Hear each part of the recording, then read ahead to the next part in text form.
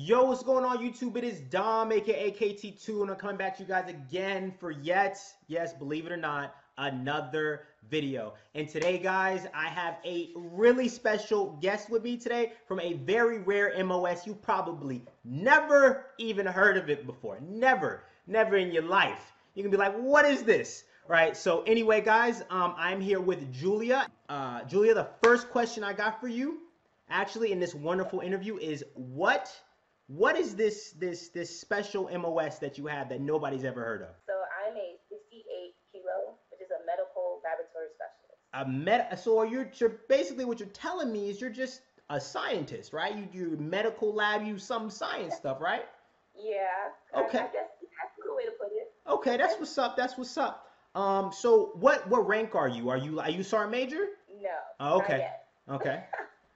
I'm a specialist. You're a specialist. Okay. So out of all these MOSs, right, we've got probably 1 billion MOSs in the Army. You said, you know what?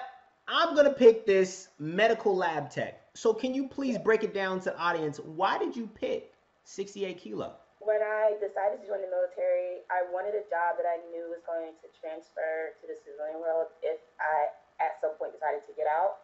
And so I definitely was looking into the 68 series, which is the military, well, the Army's healthcare series. And at the time that I enlisted, I knew that I was only going to be able to leave after a certain date because of the job that I had. And so when my recruiter, realized what date I was able to leave, the jobs that were available at that time was medic, which is a 68 whiskey, and a 68 kilo. And I decided to go with the 68 kilo MOS. So you didn't want to be a combat medic? You didn't want to be out there in the field out there getting shot at? No, I did not. Damn. I went the other route, and I went with the 68 kilo. You went with the AC. Just go ahead and say you went with the AC. Just go ahead and say with the AC.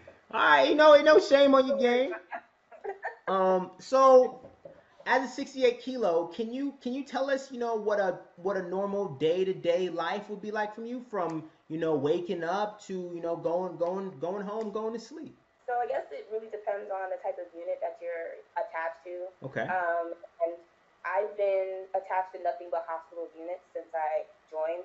So my days can vary depending on what shift I'm on. If I'm working a day shift, then usually I'll wake up, go to PT or go to the gym on my own, and then just work the regular shift and then get off. But if I'm working an evening shift or even an overnight shift, which will happen if you're attached to a hospital unit, your day is going to be kind of a little bit different than the normal 9 to 5. Yeah, it really just depends on what schedule or what shift that you're working.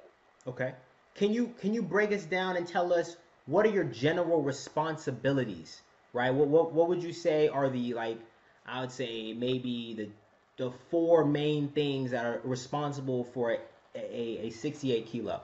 So one, you're going to be handling patient specimens. So whether it be blood, urine, whatever comes out of the human body, you are going to be in charge of running tests on it and reporting back to the physicians as far as what your findings were. And then depending on, what you give them, they can make diagnoses or they can prescribe medication, and you pretty much do their job to help the patient out.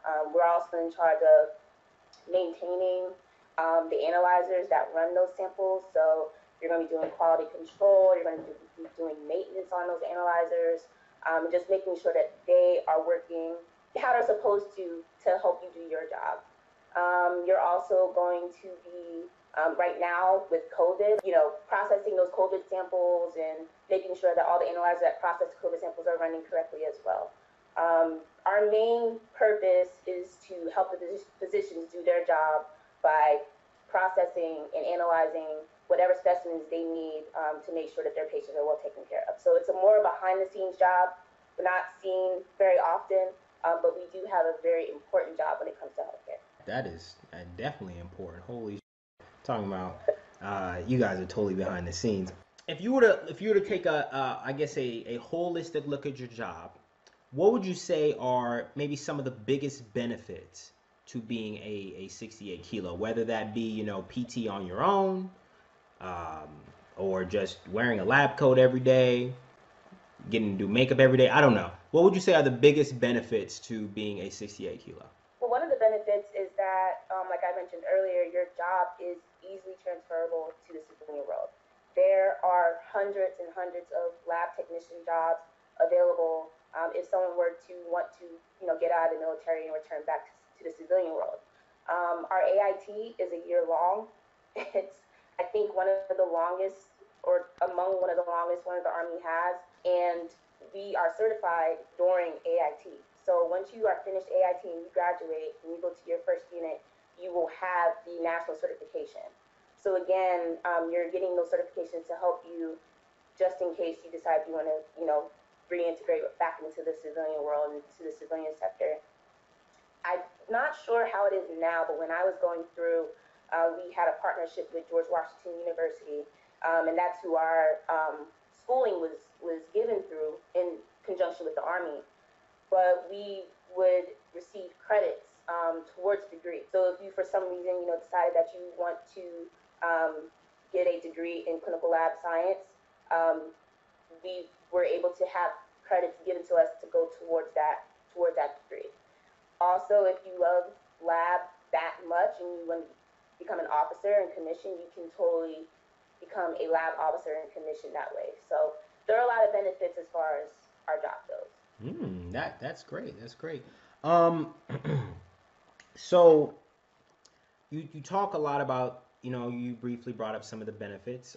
So it doesn't have to be one of the benefits, but what would you say you like the most about being a 68 kilo? The number one thing. I would say the science part of it.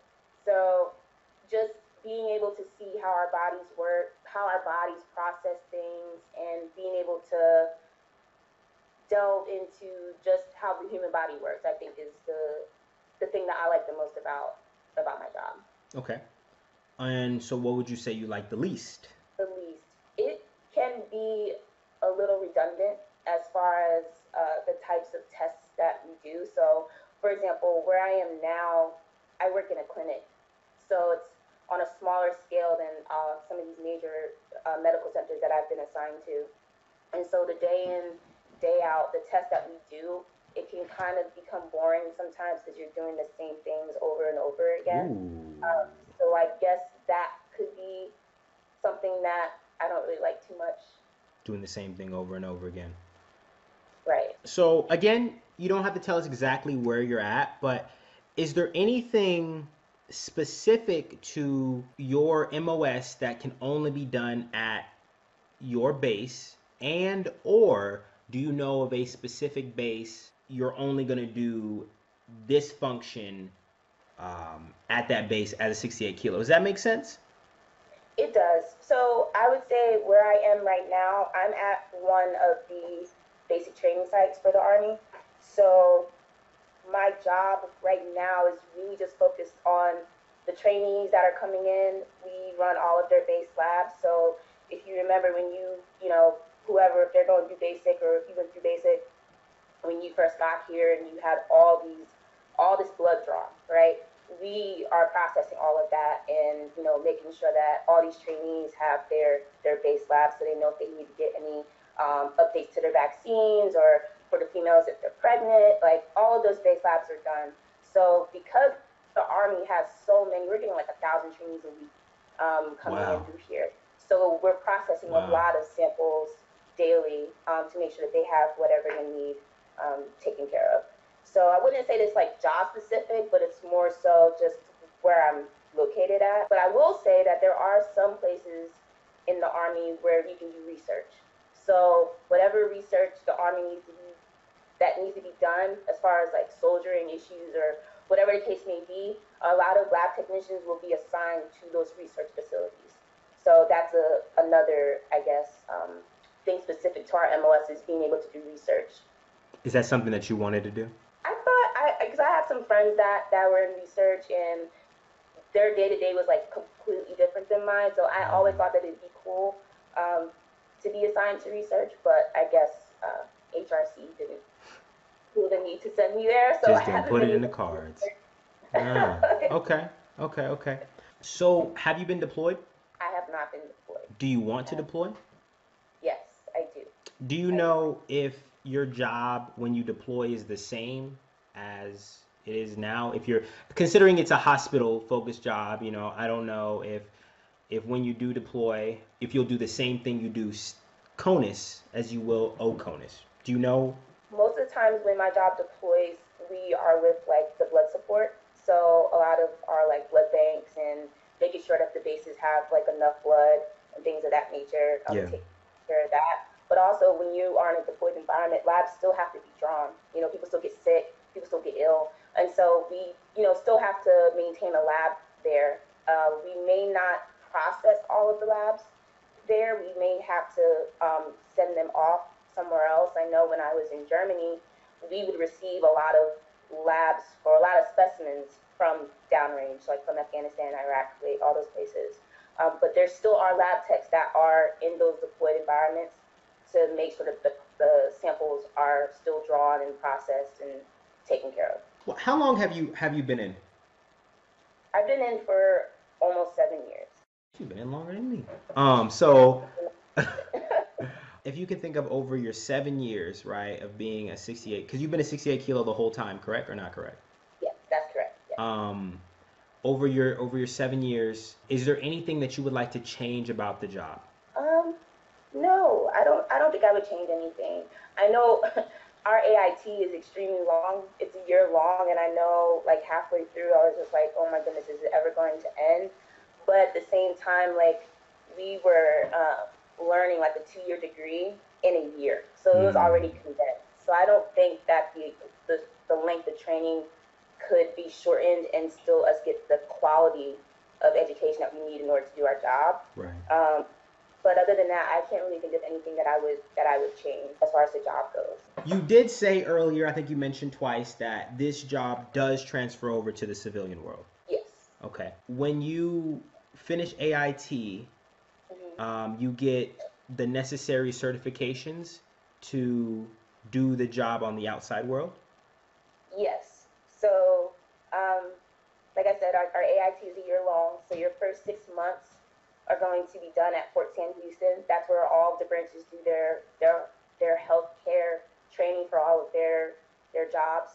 So you do your 6 months there. It's more so just book work. So your lectures. You don't really do too much hands-on there. But then your second half, the last 6 months, that's when you go to a phase 2 site. So it's any military base pretty much. The sites change from class to class, but you will then go to wherever you end up going for 6 months, and that's where you do your hands-on training. And during that time, you are eligible to sit for the national certification. So if you pass it, then you're good to go. Like you have your certification, and you'll be able to work at a lab on the outside if you wanted to. If you don't pass it the first time, that's fine. You can take it again.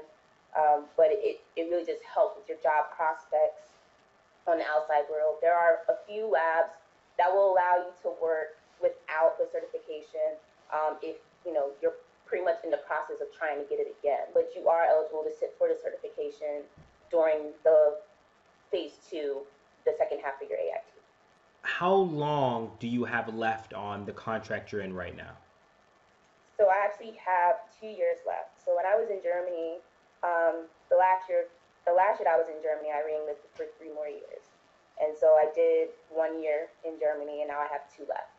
So I have until October 2022 if I want to get out or not. And that is my next question. Do you want to stay in or do you want to get out? So I actually submitted an application for Officer Candidate School last month.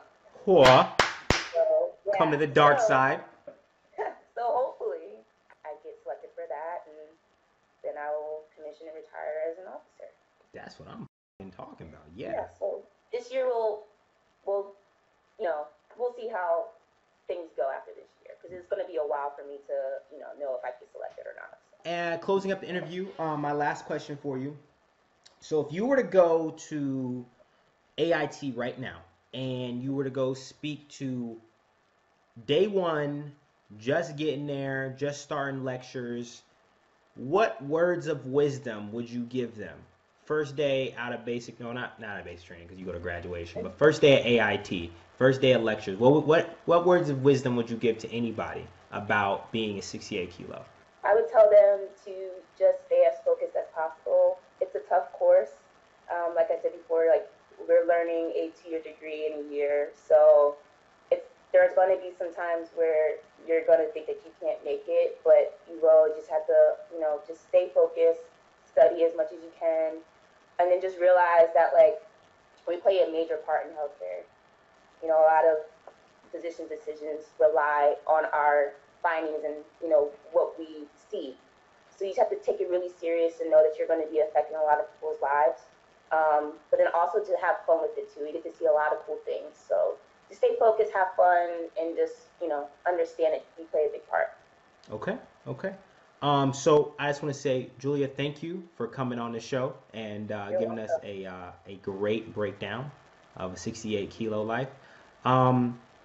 And to all the viewers out there, if anybody has any questions, comments, concerns, you guys can hit me up on Snapchat at Clop95, at Instagram at KIDTHNDR2. And guys, I will talk to Julia after this interview. If she feels comfortable, right? If she feels comfortable, then I'll drop her handle, her social media. Some of you guys can go bother her with questions when this video does go up. All right, guys.